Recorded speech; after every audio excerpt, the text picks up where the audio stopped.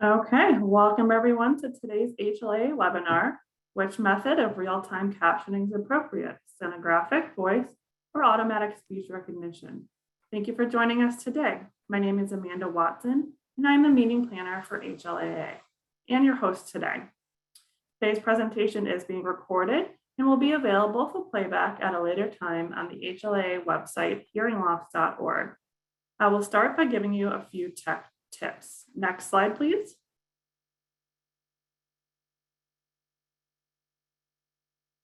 To see captions on this webinar, you will need to click on the CC icon and click on Show Subtitle. You can change the font size and subtitle settings. Chat is available for technical issues and panelists only. We would like participants to please use the Q&A icon to ask questions. We will be using this to facilitate questions and answers after the presentation. Next slide, please. If you've joined by computer, the presentation should be in side-by-side mode. Slides are on the left and panelists are on the right in the gallery view. You can change the size of your side-by-side view by hovering between the two screens and moving the gray bar to adjust to your desired size. If you're joined by a mobile device or phone, your view may be different and you may have to scroll between views to your desired one. Our presenters today are Stephen Clark and Jennifer Schuck. Steve is an immediate past chair and co-founder of the Global Alliance of Speech-to-Text Captioning, and Jennifer is the current chair of the Global Alliance Speech-to-Text Captioning. I would now like to turn it over to both Jennifer and Steve for their presentation. Thank you, Amanda. And hello, everybody. Thank you so much for joining us today. We are thrilled that you are here and interested in all of the methods of how captioning gets produced. So we're going to take you through that and hopefully explain a little bit, give you some more insight into that. As Amanda said, my name is Jennifer Schuck. I am a stenographic captioner, and I have been captioning for 17 years. And now I'd like to turn it over to Steve. Hi, everyone. While Jen is getting our slides loaded up, I will introduce myself. My name is Steve Clark, and I too am a stenographic captioner. I'm located in Washington, D.C. Those who don't know, Jen is in Arizona. And we are both, as was introduced earlier, with the Global Alliance of Speech-to-Text Captioning. So the question we get frequently is, why does there need to be a global alliance? Why another association that deals with captioning? The Global Alliance welcomes captioners of all types and all methods. So that means we welcome steno captioners like we are. We welcome voice captioners. We welcome automatic speech recognition developers and those who use ASR to produce captions. And we welcome other methods which you'll hear about here as we move through our slides. And really our goal is that we come together with consumers, meaning folks who use our captions daily, as well as industry, those who create the software that is used and the hardware to create captioning, educators and advocates, anyone who shares our vision of universal accessibility to the spoken word via all forms of captioning. We have members who are in North America, Canada, US. We have a member from Argentina. One of our board members is from Poland. We have members from Australia, from the UK, as well as from Spain. And we have 3 of our members who are deaf and hard of hearing and are on our board of directors. We have many more members who are deaf and hard of hearing, but we specifically have 3 board members who are deaf and hard of hearing, and they are all caption consumers. So we started this organization because we recognize the value in not only those of us who produce captions, but as importantly, those who use our captions every day to have a voice in how our Global Alliance is run. And as we like to say, hearing loss has no boundaries, hence why we are global. So what are we going to talk about today, and what can you expect to take away after this hour presentation? We're going to talk about the different methods and how captions get created. create it. As consumers, often you may not be aware of how the captions are being produced, but we want to explain to you the different methods and why they might make a difference to you. So we will talk about stenographic captioning, voice writing, and we will touch on automatic speech recognition, which we will abbreviate as ASR.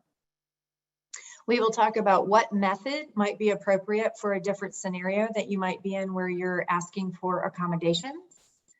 And then you'll be able to take away all of this knowledge and be able to effectively advocate for what you need depending on the scenario going forward. Okay, I'm going to talk about some of the definitions here, but before I do, I want to also thank HLAA for inviting us to be here today. And I really want to thank Natalie Ennis, who is our real-time captioner today.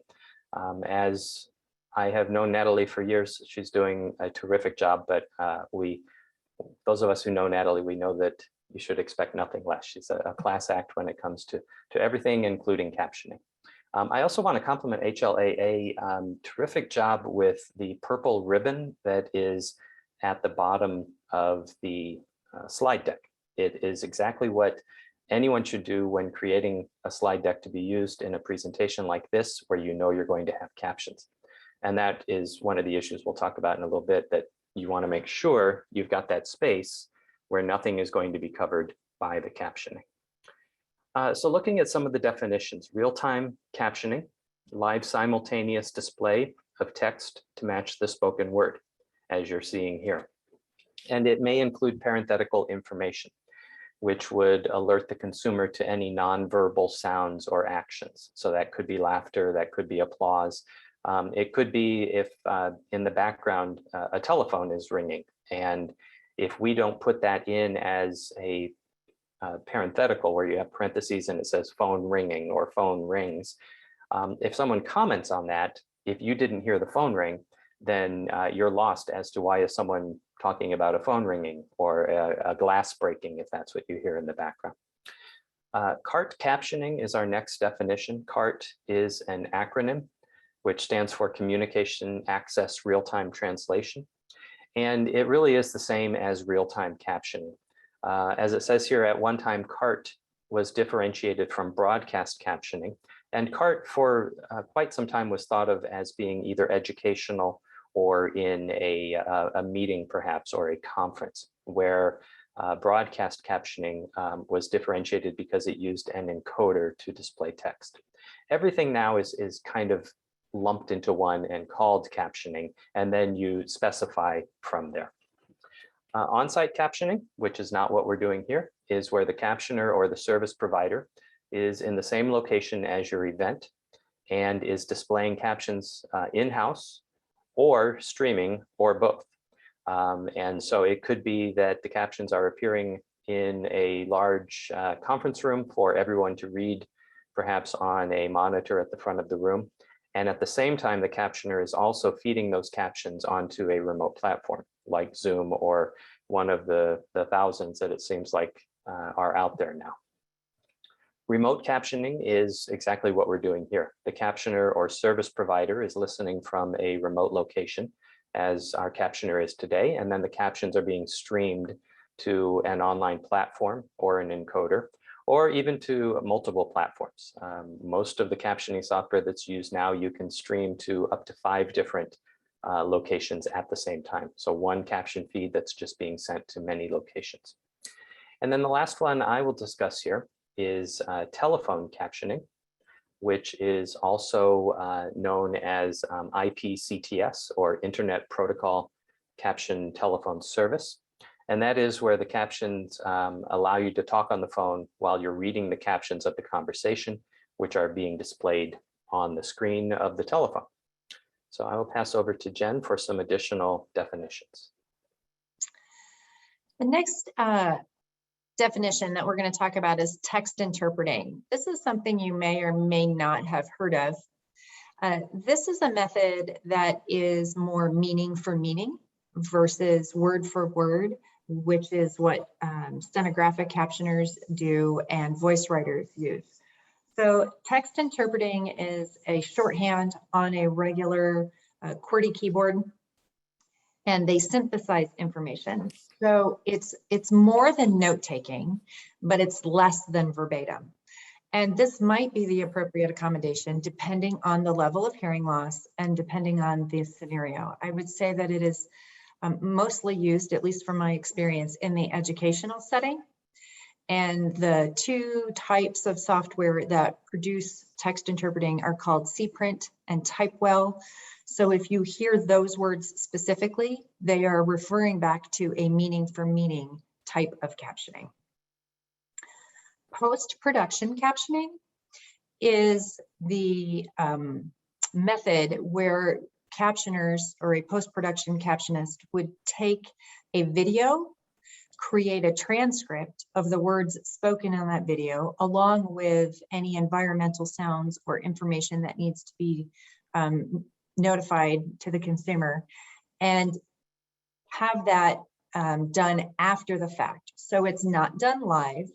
A perfect example would be particular television shows, not your news, not a live sporting event, but a sitcom where it is recorded and played after the fact. You might wonder why those captions are perfect. They should be perfect, and they should be synced perfectly. And that's because it's done after the fact. So that's called post-production captioning.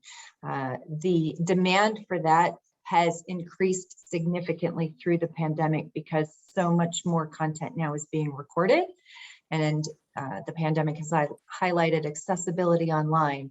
So a lot of people are now adding captions to their videos, which is a good thing. And the last thing I'll briefly touch on is on-demand video captioning. If you're on social media, you might notice as you scroll through certain feeds that automatic captioning just starts playing when you're watching a video. That is called on-demand video captioning. It automatically appears on programming or videos that you watch online. You don't have to turn it on. You don't have to turn it off. They just automatically appear. Steve, I'm going to let you discuss steno captioning and probably what most people are familiar with if they've been to the HLAA conference. Steno captioning, which is what Jen and I both do, and I know is what our captioner Natalie does as well. We use a version of the stenographic machine, as you see to the right there. There are many models of this machine, but they all use the same keyboard, which you see underneath the model over to the right-hand side. Stenographic captioning is performed by a highly skilled and trained captioner who produces real-time text from the spoken word using a corded keyboard called the steno machine. And the steno captioner uses combinations of keys on the machine that correspond to the phonetics of a word or phrase. If you look at the example of the keyboard here, you see that on the left-hand side, you only have 7 letters, and you only have 4 vowels, which your thumbs operate, and on the right-hand side, you only have 10 letters. Obviously, you have more letters in the alphabet and more sounds than what you have represented on this keyboard. The way the keyboard works is unlike a regular keyboard that you would find on your laptop. You can press as many keys at once as you would like. The left-hand keys are the beginning sounds of the word. The vowels are operated by your thumbs, and on the right-hand side are the ending sounds of the word. Again, this doesn't really make sense because you're missing many letters. For instance, on the left-hand side, you don't have the letter D. But the theory or the language that we're taught tells us that if we press the T and the K together, that represents a D. It doesn't appear as a D, it doesn't look or sound like a D, but when you learn the stenographic theory, you're taught that that is a D and you start to read it that way. Just one other example, the letters SKWR on the left-hand side, that actually creates the letter J. It gives you the J sound. It doesn't look anything like the letter J. And about a year ago, I live in DC, there was a restaurant here that I was walking down K Street and I saw the restaurant, and the name of the restaurant was SKWR. Well, it was a skewer restaurant. So you would go in and get kebabs. You would go in and get things like that. I took a photograph of it and I posted it on Facebook and I said, all my stenographic friends, what do you see? And everyone wrote back and said J. And we all wondered why you would name a restaurant J. It's just one of the combinations that can create the letters that we don't have, which allows us to enter more information and to enter it more quickly. And the last thing I'll tell you, you might be wondering, you only have 4 vowels, where is the letter I? In stenograph language or theory, if you press the letters E and U together, that represents the letter I. So if I want to write the word tip, I would press the left T, the E and the U together, and then the final P, or the P on the right-hand side. And that gives me the word tip. It appears on the vertical notes, as we call them, the stenographic feed that we see, as T-E-U-P, but we teach the software to translate it as the word tip. I could go on for a very long session on how steno works, but I'll stop right there just to, I think I've confused you enough on what it is we do on the keyboard. And then the second bullet point here, that the machine shorthand is translated instantaneously to readable text by computer-aided transcription software, which I just described to you, where the steno captioner does program that, and it can then be output to various modalities, as we talked about before. I like to say that I'm bilingual. I speak English and I write steno. That is the extent of my languages, though. Okay, let's talk about what is text interpreting that I briefly already explained. So there is the software that's either Typewell or cPrint, and it is a software program that allows you to learn keyboard shortcuts. Just like we in stenographic captioning use shorthand with our machine, they use shorthand with their QWERTY keyboard. And we have specific software that takes our shorthand and translates it back into English. Same with Typewell and cPrint. Their shorthand then translates it back into English. The difference is that they are using a QWERTY keyboard, so they don't type as fast as we do. So on a stenographic keyboard, you can reach speeds at a minimum of 225 words a minute. Well, at a minimum, as fast as people talk. But we are all licensed and certified at 225 words per minute, which may sound like a lot. It's really not that fast. And we can reach up to 300 words per minute. We always hope that somebody is not talking 300 words a minute, because we don't like to write that fast for sustained periods of time. But so captionists, as they are referred to if they're doing text interpreting, like I said, use a QWERTY keyboard. So they are not typing as fast as we are typing on a stenographic keyboard, which is why they are more meaning for meaning versus word for word. And as I mentioned before, this is primarily used in the educational setting. And so you may or may not run across this method, but it is something good to be aware of.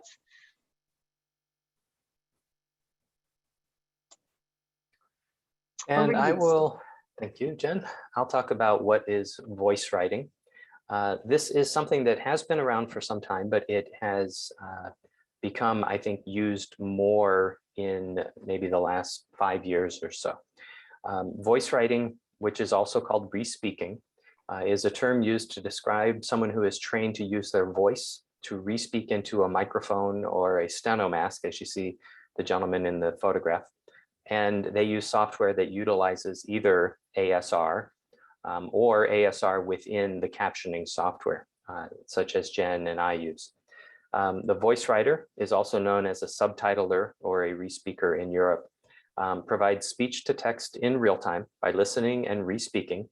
And as they're re-speaking, they are adding punctuation the way we do with our fingers when we're using a stenograph keyboard. And then that's instantly translated using computer-aided translation into text, and it can be streamed just like with Steno into different software programs. So really the hoped for output is the same as what you get from Steno. You're just using a different method to input the captions. And I'll just add, as just shown in the picture here, a lot of re-speakers, voice writers, at least in the legal setting, it's used a lot in the military. So you can see that depicted in the picture here. They do use a mask. So when they are re-speaking, you should not be able to hear them. So while it looks different because they have a mask over their mouth, they are trained to be quiet enough that if you're in an on-site setting, you should not be distracted by them. And I also just want to comment that they can re-speak at the same rate that we write stenographically, depending on their training. One of our members, Tori Pittman, has won the gold medal in speed for voice writing, I think 4 or 5 times now. I have lost count. And so she competes at an international level. So voice writers can be compared to stenographic in terms of how quickly the output gets produced. It's just that they're doing it in a different way. And as Steve said, ultimately the output should be about the same. So in recent times, you've probably come across automatic speech recognition captioning in many different venues. A lot of chapters I know use the integrated ASR feature in Zoom for their chapter meetings. And a lot of the platforms now offer an ASR component. It is useful depending on the setting and how many people may be in a meeting. What it is doing is taking the audio input from the platform and translating it against an algorithm of whichever company is producing or is offering that service. And let me just say that not all ASR algorithms are the same, which is why you might have a better experience on one platform than another. So you may have a good experience inside Zoom. You may have a less than ideal experience, maybe watching a YouTube video, perhaps. There are many companies out there that have created their own ASR algorithms, and they are not all the same. Some are definitely better than others. But the classic example is watching a YouTube video, turning on the captions, and having it may or may not make sense. But it is produced in real time. It is inclusive of just about every utterance because it is using the audio that is being fed into the program. Depending on the platform and how it handles speaker identification, it may or may not have speaker identification. It may or may not have punctuation, which makes it difficult to read. But it is here, it is being used, and it's not going away. It's only likely to get better as they get more input, as they train the artificial intelligence and the machine learning techniques. And it is useful in certain scenarios. You can't have a stenographer or a voice writer in every single place that you go. And accessibility is 24/7, 365. So there are definitely uses for it. One that I find helpful is for videos that are in a language other than English, which, like I've already said, I don't speak anything other than English or Steno. So it is actually really helpful if somebody is speaking in another language and I'm trying to caption in English, I can get those references that might be in another language. So I actually do use it to assist me in my job. And Jen, I'll just add one thing regarding the ASR, and this is, I think, more having to do with AI than ASR. But When we caption, there are different platforms that we output to aside from something like Zoom or YouTube or WebEx. So I'm talking about something like Stream Text or OneCap app, which are used by captioners to display just the captions. And sometimes those can be integrated into a platform like Zoom. But one of the nice features there is we can also use Google Translate to have our captions translated into another language. So I can be captioning in English, sending it to Stream Text, and Stream Text can be capturing it and translating it into German. I had a client a few months ago who wanted to have his city council meeting in both English and Spanish, but finding a Spanish captioner was not easy. And so I suggested let's use the Google Translate version. So what they did was they had Stream Text shared on the screen, running from top to bottom on the left-hand side in English. In the middle, you had the video as we're seeing now that showed the city council members in their meeting. And on the right-hand side, you had the Spanish translation. Now it is machine translated, so it's not going to be done as well as a verbatim Spanish captioner, but we did get positive feedback from many of the consumers who said that it was a nice way to add Spanish to their meeting. Okay, the next slide is considerations when requesting captioning. The first one seems pretty straightforward, and I don't think anyone would argue with this, that the captions should be accurate, consistent, clear, readable, and should accommodate the needs of the audience. I will say that last point, accommodating the needs of the audience. And I'm not an ASR captioner. I don't have anything to do with developing or anything like that of ASR. But in 2 meetings I've been in this week already, ASR was being used here on Zoom, and one of the people loved it. He said, I can hear some of what's being said, I can read lips, and when I add the ASR to it, it's perfect. It's just what I need. In another meeting, someone who is deaf said, it doesn't help me. I see errors and I don't understand what they mean, and I would prefer not to use it. So I think that's one way to look at, does it accommodate the need of the audience or the need of the individual consumer? Live captioning varies depending on the needs and the expectations of the audience. Captioning is also often provided to comply with accessibility regulations affecting persons with hearing loss. And then a final consideration is that captioning, as I just mentioned, may also showcase ASR technology or automatic or automated speech recognition technology, which does create a searchable text of an event.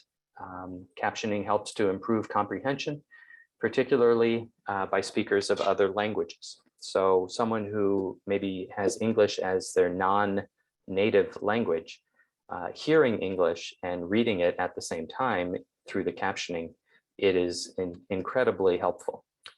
Captions are also very helpful for children who are learning to read.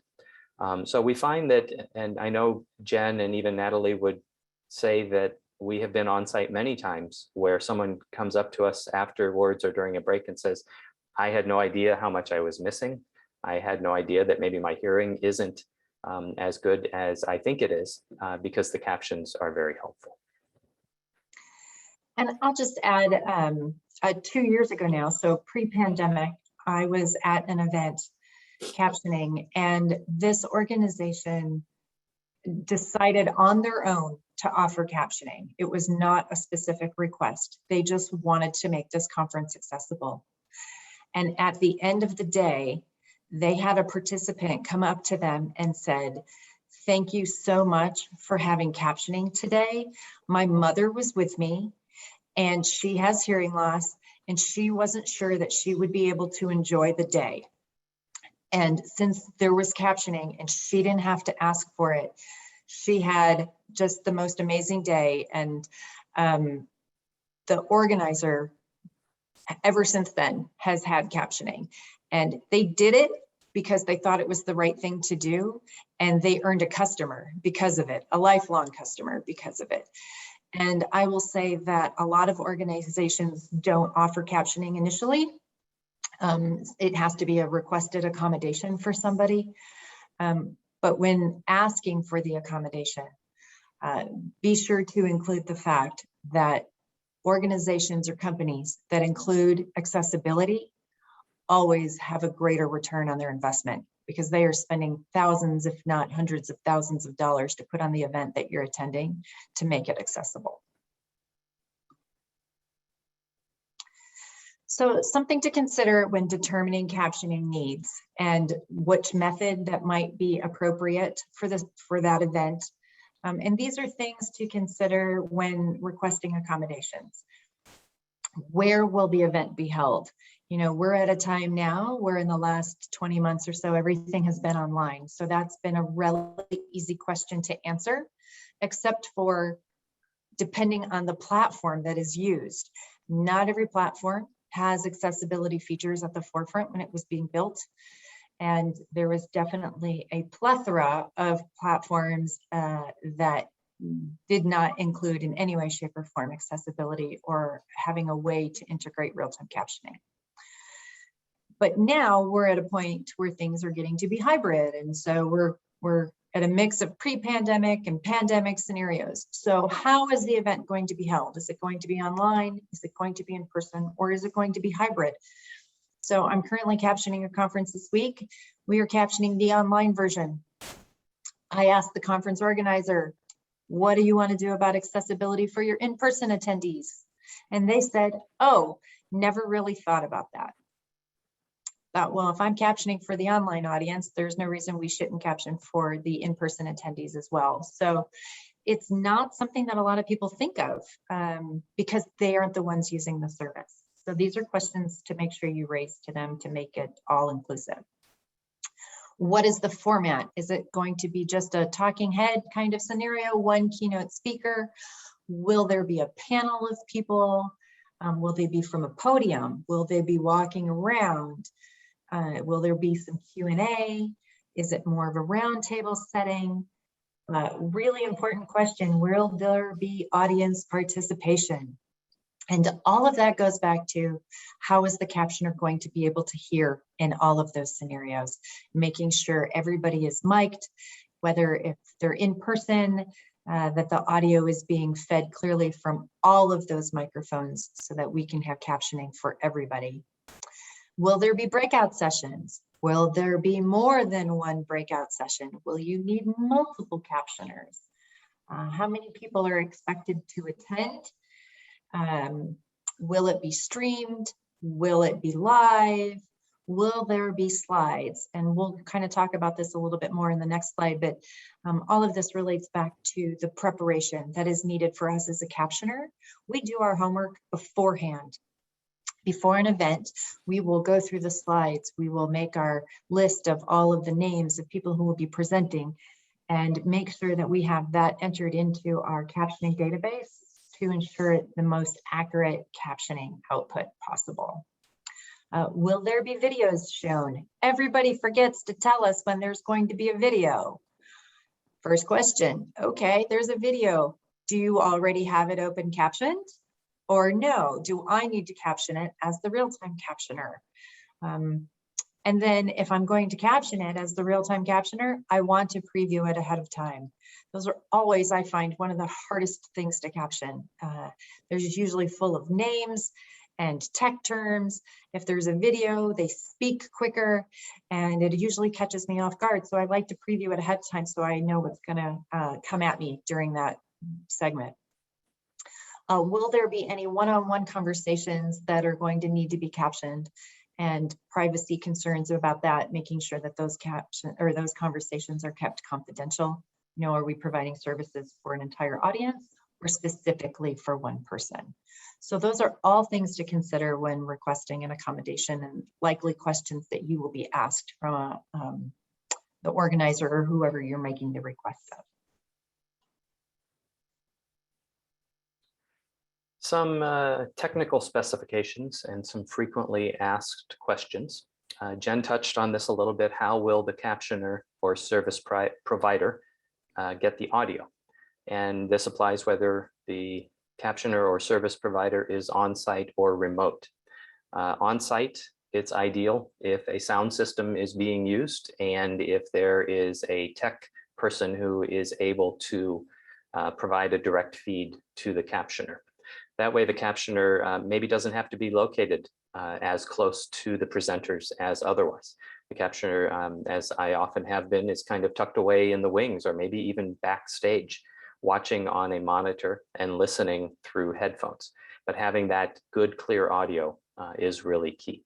And the same with doing it remotely. I will say that one of the few good things that has come about because, or as a result of all of us now living in this virtual world, is that audio is easier to come by for captioners. Looking at this Zoom call that we're doing now, our captioner is helped by the fact that she can see both of us, which is usually the case, and she can see both of our names so that she can use speaker IDs, as you've noticed she's been doing every time one of us speaks. Will there be Wi-Fi available in the venue? Will professional audio and visual personnel be present, which I just talked about. If you're doing a large conference, that is the person we all want to know, because that's the person who holds the key to making sure that it really is a successful event, particularly from the captioner's perspective. Is the event being recorded, and will the recording be captioned? As Jen mentioned, post-production captioning is something that is done after the event has occurred, and if perhaps the recording is going to be edited, or maybe an introduction is added to it, something like that. So when the recording is finally edited and ready to be captioned, post-production captions can be added to that. How will your audience members view the captioning? If it is something that is being done on site, then it depends on the size of the room. Will it be a large auditorium where you have large monitors perhaps on either side of or even above the stage, and will captions be shown there as well? Theater captioning is something that in the last few years has really taken off. So there are considerations with that. You maybe have an LED board or a monitor that is placed at the front of the stage, or sometimes even right on the stage, depending on the event. And will captions be displayed there only, or will they also be streamed so that audience members, as they enter, can use their phone to snap a photo of the QR code, which is that little code that kind of looks like a jigsaw puzzle, or looks like the old test pattern that we used to see on television. And when you click that, it automatically pulls up the captions. So you can read it on your phone, or you can read it on your tablet. That's convenient for anyone who's attending an event who maybe has low vision and would benefit from making the captions much larger, so it can be individualized. And the last point here, will the video of the event be displayed in the venue? And just on two final points here, one on Jen's comment regarding whether the video will have captions. Often the answer we hear is yes, we did put captions on the video. And then when the video shows, the captions are so small that unless you're in the first row, you can't read those captions. So that is another consideration. Make sure that the captions are large enough to be read from all parts of your event meeting space. And one other thing to consider too, with an on-site event, if you have panelists, will any of the panelists need captioning? So if you have a panelist or even a keynote speaker who is deaf or hard of hearing and needs the captions, how are you going to provide those? Will you have a tablet at the lectern or on the desk, or will you have a separate monitor that can be read by that presenter? Absolutely, great point, Steve. We often think that the only people reading the captions are the one in the audience, but that is not always the case. I'm just going to briefly touch on prep materials. If you are requesting an accommodation, know that your captioner is going to need prep materials. This is what like I mentioned before, this is what is going to really improve the quality of captioning, is if the captioner knows ahead of time the terminology that's going to be used, the names, the content.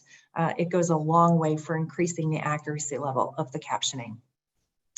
So if you're making an request for an accommodation, and just make sure that you're going to tell the organizer that your captioner will indeed need prep material, which may include scripts from keynote speakers. And is there a website where we can go and do our own homework? But we do all of that on the front end. We just need access to that material. So I'm conscious of time, and I know we're going to talk about TV captioning, which is probably of interest. So we're going to move along. And Steve, I'm going to turn that over to you because you have a lot more experience in this realm than I do. Okay. So we're going to touch on television or broadcast captions here. And we do have, after that, 15 to 18 minutes, I think, remaining for questions. So certainly we want to make sure that we get to those as well. Captions on television, how do they get produced? Most captioning now is done either using a stenographic captioner or a voice captioner, and ASR is becoming more and more common. Depending on the form of captioning or the type of captioning, whether it's live or post-production. As Jen mentioned, post-production, something like a sitcom or a drama, those captions should be perfect because they've been produced offline, where the captioner has time to sync the captions, and they usually are pop-on captions. So as someone speaks, the captions pop on either below where the speaker is, so it's identifiable to you if there are 3 people on screen, which one of them is speaking. Why are they so bad sometimes? And this is a fair question, and I'm glad we added the word sometimes because they're not always so bad. There are a few reasons. It could be that you don't have a good captioner.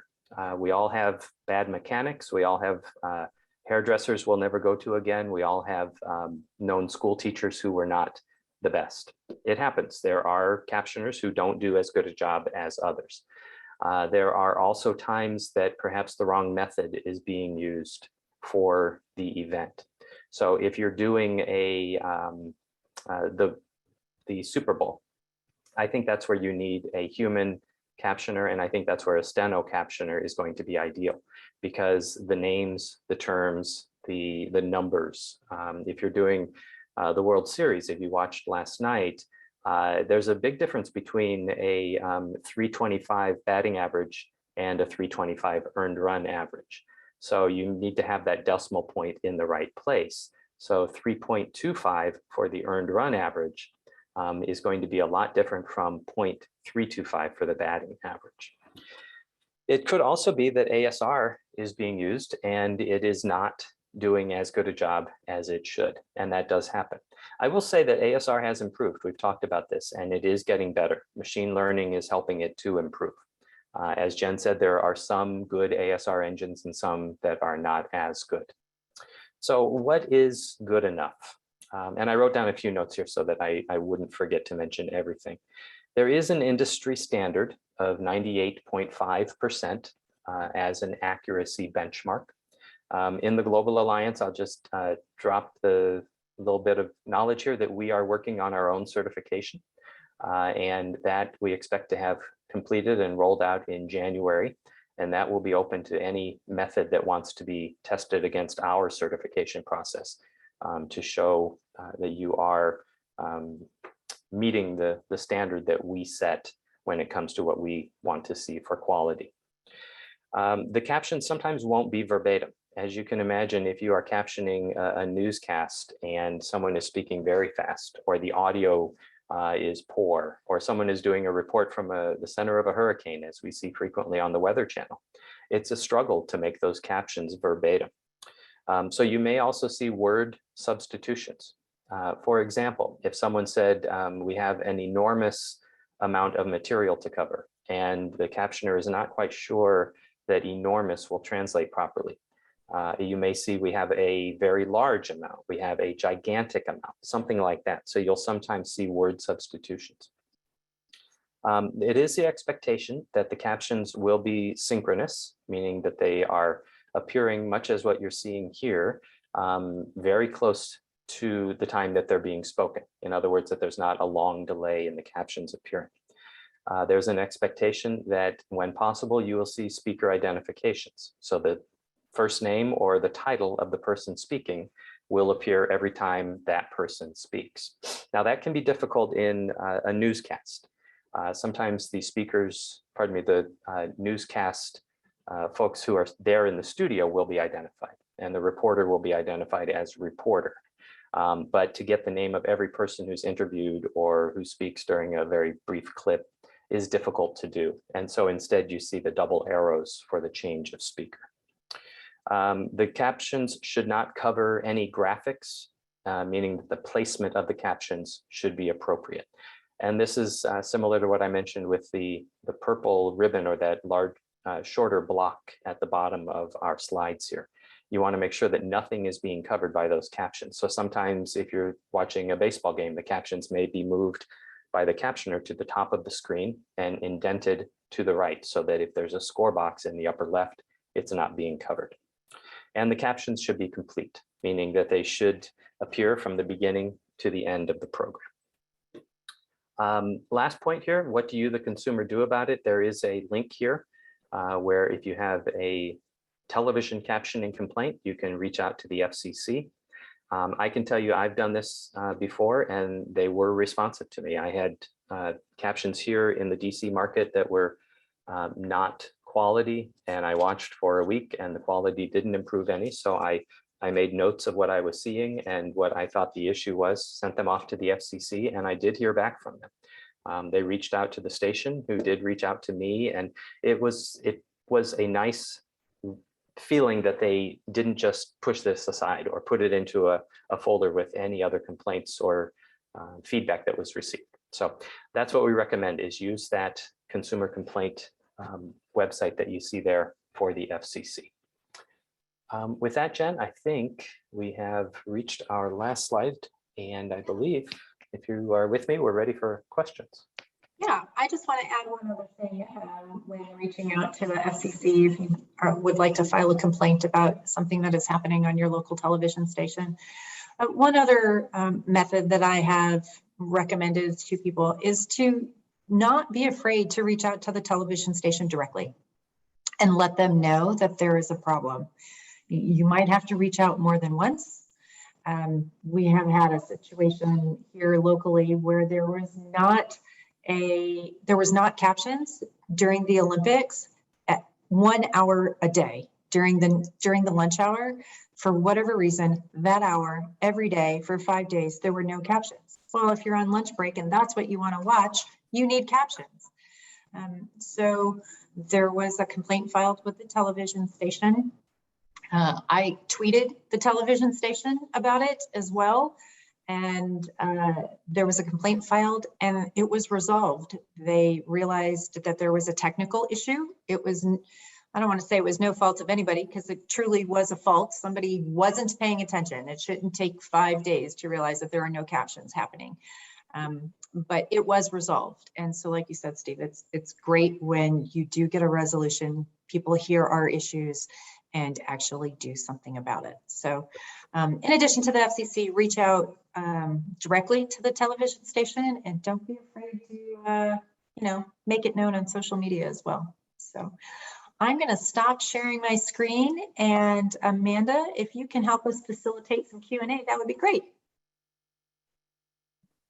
Thank you both so much. That was great. We have a ton of questions in about a little over 10 minutes, so we'll get to as many as we can. All right.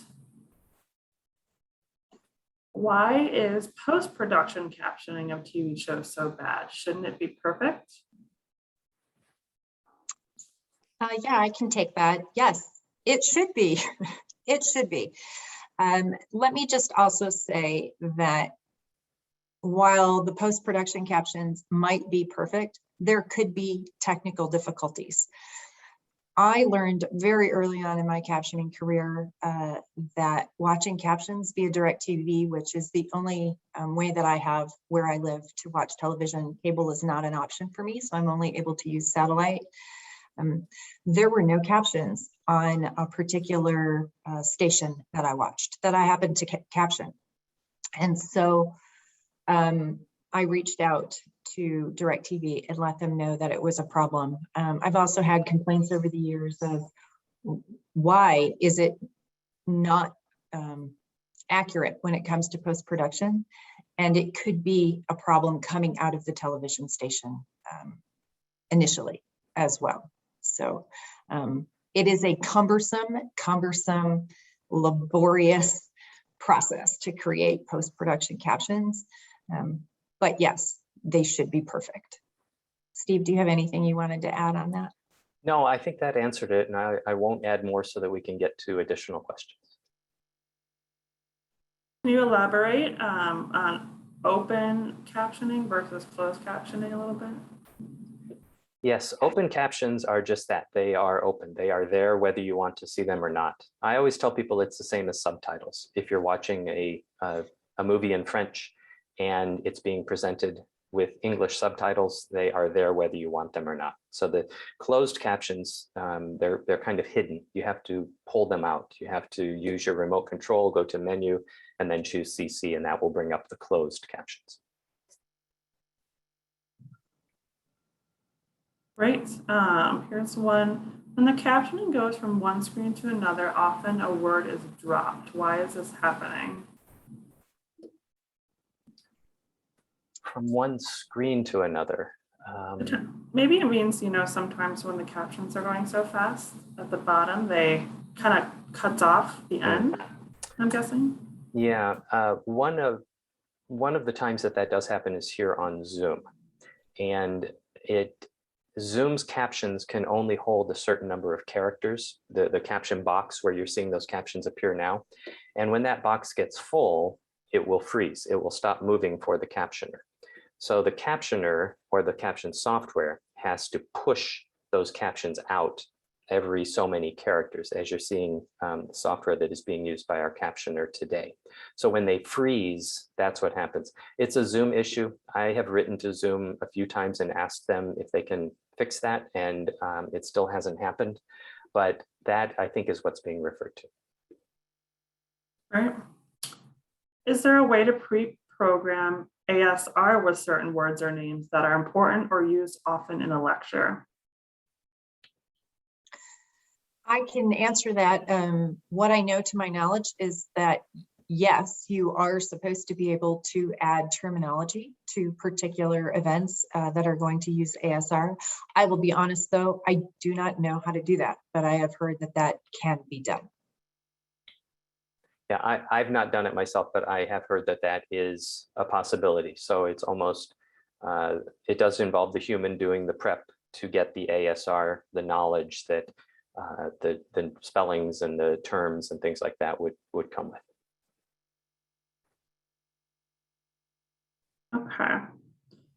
Have there been any objective studies to show ASR is getting better? Basically, they bring up a racial disparities in automatic speech recognition 2020 study showing the accuracy levels between 25 and 80% from some of the largest ASR companies. I will be honest, I haven't read the studies. I know that ASR companies out there all have their white papers, their research on their accuracy levels. I would dispute their accuracy levels if I were in a webinar with them, because some of them clearly tout 99% accuracy. And while I have seen good ASR, I don't know that I've seen ASR at 99% accuracy. So I've not read the papers. They've all done their research. I would say just with every other statistical analysis that's ever done, you can skew the numbers however you want to make them say whatever you want.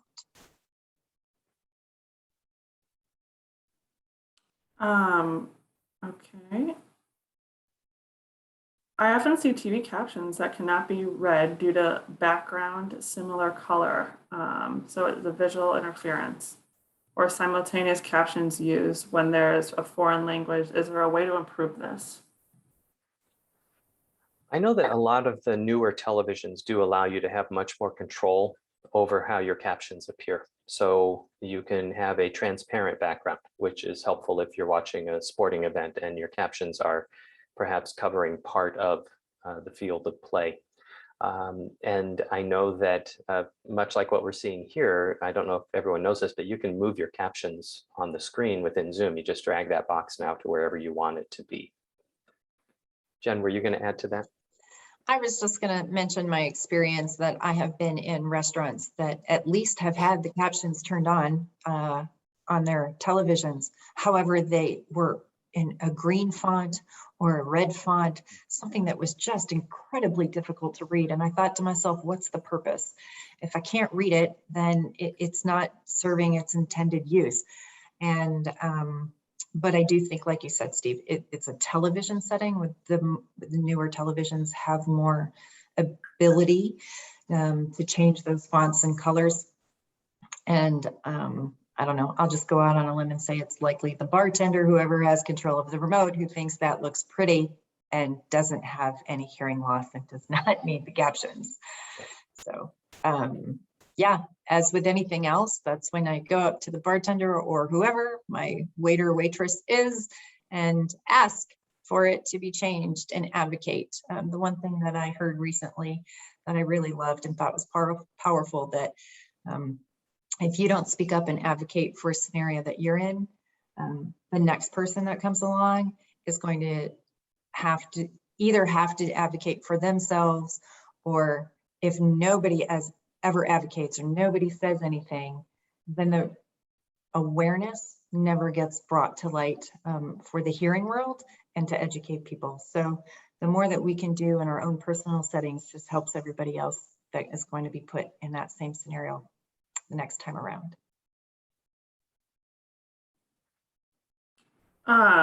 Someone wants to know if ASR will ever be able to caption music. You know, I have seen some music that is captured. I think if the musician is Tony Bennett, the chances are more of it is going to be captured than if it is the Red Hot Chili Peppers. I just aged myself with both of those references, but I think that's a big part of it. As Jen mentioned earlier, ASR is usually good at capturing every word, for good or bad. And there are times that it can be for the bad, and that is when you have someone who maybe stammers or is trying to form a thought. So they repeat the same word over and over just to kind of keep control of the conversation, but that's away from the question. I haven't seen it do a great job with music, but then again, I didn't think the punctuation issue that most ASR had would get resolved. It was rare to see a period or a question mark. Question mark came up more often in ASR, and now that's changed. It doesn't always appear in the right place, but you are seeing more punctuation and more often it is correct. So I do think it's going to continue to improve, and I think it will get to where it is able to capture much of the lyrics. Great. Here's one. You didn't mention captioning apps. When you go to an event with no captioning, are there drawbacks to the apps? Are there any apps that you recommend as the most accurate and fastest? I'll just comment briefly that I know that there are apps out there. I don't use them, so I can't really make a recommendation. However, I know Google has one that is called Live Captions.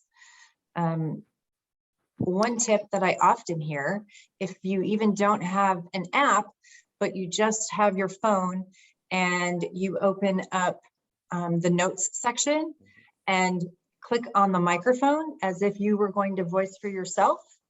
If you just click on that microphone, your phone will hear the audio that's being in the room and will caption for you. So you don't need an app as if you have a smartphone that has that technology. So that's one. And I can see that Arlene has put some helpful tips of apps in the chat. Thank you, Arlene. And that notes feature, it really does work very well, and it's on every iPhone at least. One of our board members who is a consumer and she has hearing loss told us about that, and she said she used it once when she went to the pharmacy and needed to pick up something, and the pharmacist, she was having a hard time hearing the pharmacist, and so she just held the phone in front of him, and as he spoke, the notes picked up his voice and put the text right on the screen. So it is a good solution, and I appreciate Arlene giving us that information that she put in as well. Unfortunately, it is 4 o'clock and we're out of time. I'm sorry to those his questions we didn't get to. But thank you so much, Jennifer and Steve, for an amazing presentation. Thank you to our captioner, Natalie, for your great captions. This webinar will be posted to the HLAA website at hearingloss.org. Please check hearingloss.org for future webinars and webinar recordings. Thank you again for joining us. We hope you have a great rest of your week. Thank you so much, Amanda. And thank you, Natalie. And thank you all for attending. Yes, you're here. Thank you. Thank you both so much. Bye-bye, everyone.